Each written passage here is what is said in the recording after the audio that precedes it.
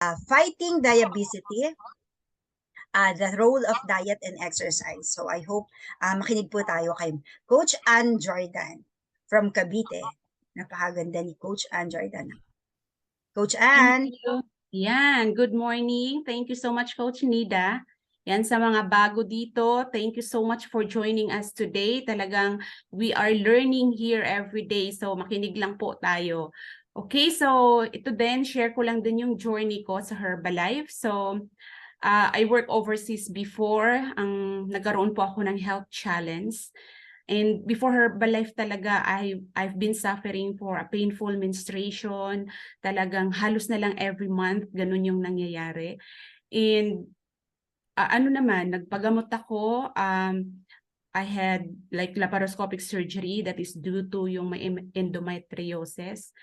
Tapos ang pinaka-worst, I was diagnosed with a papillary cancer that's on my thyroid. So I had total thyroidectomy. I went through radiation therapy. So para ang dami kong pinagdaanan na talagang wala akong energy. So thanks God, I was introduced to this healthy breakfast pack natin.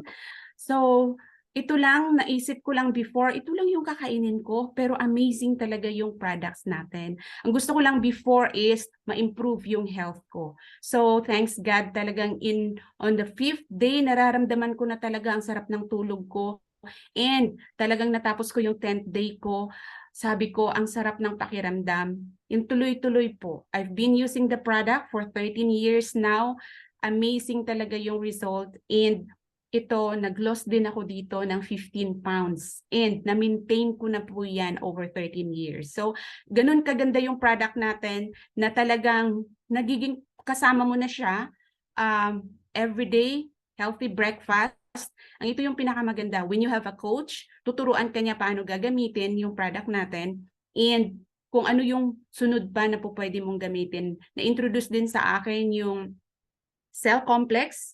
So it's a cell activator. Sabi ko nga, cancer patient ako. So talagang ginamit ko siya. Sabi ko na amazed talaga ako kasi ang sarap ng pakiramdam ko na at that time, 13 years ago, in-invite ako sa isang event sa extravaganza. Sabi ko, later ko na yan alamin yung mga results ko pagbalik ko kasi sabi ko parang natatakot ako tingnan yung result ko.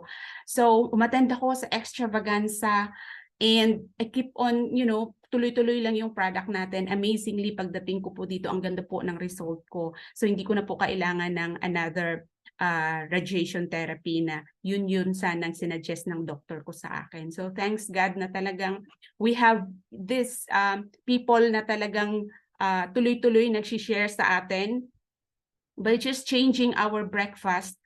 Ang laking tulong po na talagang na-improve ang health, nag-lose weight. And right now, ang pinaka-goal is, of course, yung healthy aging. So naririnig nyo kanina, ang tagal na nila sa product, di ba? Nakita nyo naman yung mga results nila. Walang mga maintenance. So yun yung goal ko na 50 years old na ako ngayon, sabi ko, at least man lang, umabot ka sa point na ganito until na wala ka pa ring maintenance. Kasi alam mo, mga kaklase mo, minsan nakikita mo, meron na silang iba't ibang maintenance. Okay, so thanks God to Herbalife talaga. Ang ganda po yung result ko dito. So ito naman, yung community natin, talagang ito yung tumutulong sa atin para everyday. Parang it's like a continuing education. Marami kang natutunan na share mo sa mga kasamahan mo or ito pang pinakamaganda kasi pwede kang magiging coach din dito. If you're first time here, talagang tanungin niyo po yung coach niyo, paano po magiging coach din? Kasi napakaganda po ng pakiramdam na ikaw din yung nag-share sa kanila. So first is magkaroon po talaga ng result. Yan, so punta na tayo sa topic ko po dito ngayon.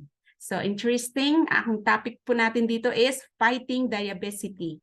So the role of diet and exercise. So this topic was shared to us by our Dr. David Heber, and he is the chairman of Herbalife Nutrition Institute. So he owns also a biggest obesity clinic sa States. And nakikita po ito sa I Am Herbalife So, and kung hindi nyo po na-follow pa si Dr. David Heber, nasa Instagram siya, meron po siyang mga clips and mga short videos na very, very informative po. Talagang follow him para po everyday meron po tayong matutunan kesa yung kung ano-ano yung mga pinapanood natin. Right? Okay, so next please. Yan, so alamin po natin kung ano talaga yung diabesity. Sabi po, diabesity is a convenient way of describing and discussing type 2 diabetes in the context of obesity. So it's like yung diabetes and obesity. Next, please. Yan, so the diabesity epidemic, it's a growing crisis. Tama? As of 2013, there's over 380 million across the globe were affected yung diabetes. So a number expected to inch closer 600 million by 2035. So tingnan mo, 2023 na tayo ngayon. Meanwhile, the vast majority of individuals with type 2 diabetes, roughly 80% are considered obese. So 80%, ang laki, no? Highlighting the strong association between the two. Pero that doesn't necessarily mean that all obese folks will develop yung diabetes. They won't. Hindi naman po lahat. So sabi nga 80%. But according to research conducting by the National Center for Biotechnology Information, it does suggest a pretty direct connection, one that will only get deeper over time. Yan, next please. Okay, ito yung pinaka-challenge. Kasi the worst common is among women. And according to International Diabetes Federation, there are currently upwards of 199 million women living with diabetes, and a number projected to jump up to 313 million by 2040. Grabe, no? Talagang lifestyle, dapat ayusin natin. So means 2 out of every 5 women with diabetes are of reproductive age. So women with diabetes are nearly 10 times more likely to have coronary heart condition than women without. So may kakambal. So talagang hindi lang basta, parang may ano yan eh, parang domino effect na yan eh. Yan, next please. So ano yung impact naman sa pag meron tayo ganyan? So it has a long-range diabetic complications, reduction in heart-related functioning. And of course, it lowers yung quality of life. And it decreases life expectancy. And also, meron siyang greater frequency of stroke. So, hindi natin gusto yan, no? Mga ganyan. Kaya right now, ngayon pa lang, if you are learning from this community, we have to really share this sa family natin. First thing is family natin, and then we share it to others. Kasi hindi natin gusto mangyayari yang it all starts with yung unhealthy lifestyle. Kanina na-share ni Ma'am Annalyn, di ba? Yung kung ano-anong sakit makukuha natin if we have unhealthy lifestyle. So start your breakfast healthy na. Okay, next. So ano yung rate naman? Sabi nga, adults with diabetes rose from 10.8% in 2008 to 2009 to 11.5% in 2016 to 2017. So resulting in 1.7 million more Americans with diabetes in less than a decade. So di ba ang laki nun? Dito naman sa Philippines, according sa International Diabetes Federation, the prevalence rate of diabetes in Filipino adults is approximately 6.3%. So that means that out of 63 million adults in our country, almost 4 million have diabetes. Dami nun. So ito, nagiging problema siya sa states, nagiging problema siya sa mga health cards natin, malaking effect po yan dito sa medical, natin, malaking problema po yan. Even sa isang country like Malta, it's a small island, pero grabe ang taas ng rate ng diabetes. Sabi nga, in nations large and small, the diabetes crisis is real. So it's pressing and it's up to us to take steps, no, in early detection screening, prevention, health management, and personal behavior to reverse this trend once and for all. Kasi pasalamat tayo na andito tayo sa community and we have this opportunity na at least ma-share din natin sa iba kasi talagang kailangan natin na matulungan din natin yung nasa community natin and invite more para din matuto din sila. Next, please. Ayan, so reducing diabesity, the answers start with us. Okay, the answer is just pretty simple. We have to eat better and exercise more. Yun talaga yung pinaka maganda dyan. So means pwedeng gagawin ng kahit sino actually. So here are some basic principles to combat diabesity. Make fruits and vegetables mandatory in our diet. It's a mandatory as they can reduce the risk of diabetes and cardiovascular diseases. Isipin talaga natin kasi yung pagkain talaga natin para magiging healthy, intentional po talaga. Hindi lang po pwedeng everyday bahala na kung ano yung kakainin. No, we really have to prepare our food. Okay, and next is avoid soft drinks that are obscenely high in sugar. Talaga naman, lahat naman ng mga drinks na nakikita natin dyan, talagang high in sugar yan. So, the first thing is, i-avoid na sa pag-grocery yan. Hindi na na-X na yan, hindi na yan kasama. Next is, avoid packaged foods that are chock full of salt. Mga chichirya na dating it's so easy para pipick upin, nasa table minsan, ang dali lang po kainin. So, start sa pag-grocery talagang hindi na dapat siya kasama. Saturated fats, chemical preservatives, incorporate a nice balance of fish, the lean meats, and soy protein. So, if you're in the program, pag bago po kayo dito, alam kong your coaches gives you yung meal plan. And of course, sa meal plan ninyo, nakita nyo, fish and lean meats, soy protein, which is our shake. So, yun lang naman talaga sa meal plan natin. So, sundin lang po natin yung meal plan natin. And make fiber a daily part of your diet. Sabi nga, 5 to 7 servings of fruits and vegetables every day. Ang tanong, namimit mo ba yan? Diba? So, ito talagang may answer po yung Herbalife dito. And the corporate is really helping us na talagang on our busy schedule, ito, they provide us. Next, please.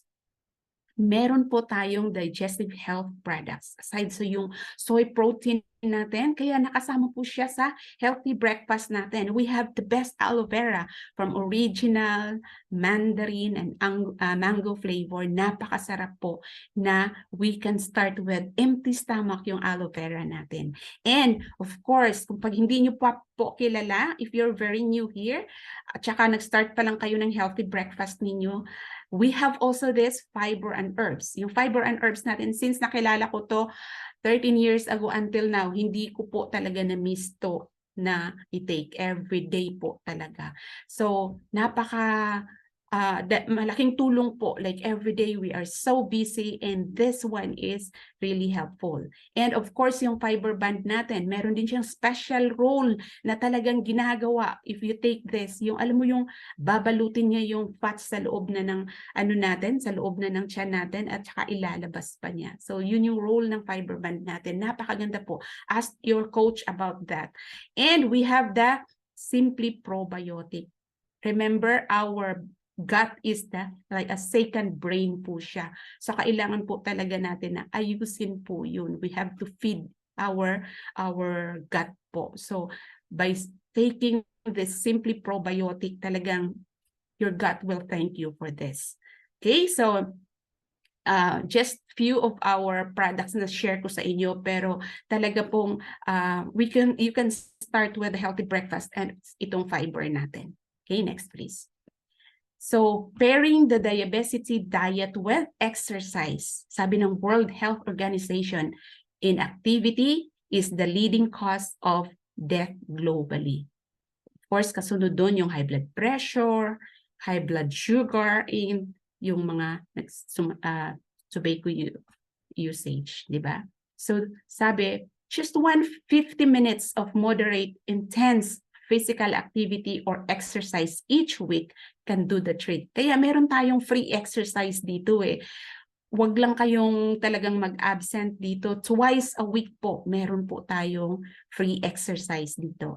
And so, meron tayong 20 to 25 minutes a day. So by doing that match, you can help increase yung blood flow to our muscle and give yourself long-term protection from cardiovascular disease. So, konting mga activity na ginagawa natin, malaking tulong po yan talaga sa cardiovascular natin. Next. Ayan, so here's the bottom line. Exercise truly is another form of medicine. So, it's so simple. Kahit sa bahay po, pwede po natin gagawin. It should be part of our routines from childhood through old age. So, and combined with improvements to what we consume at mealtime, there's no doubt that we can start building a healthier country and planet in the years and decades ahead. Grabe, no, it all starts with us. So a healthy, active lifestyle is key to not only reducing but preventing diabesity po. So I hope that you really learned something today. So alalanin natin na we are yung example po sa family natin na makikita nila na kung ano po yung kinakain natin or ano po yung ginagawa natin, sinusunod po yan ng mga anak natin. So we should be the best example po sa family natin. Okay? So yan. Ayan lang. So thank you so much for listening today. I hope na you really learned something today. Thank you.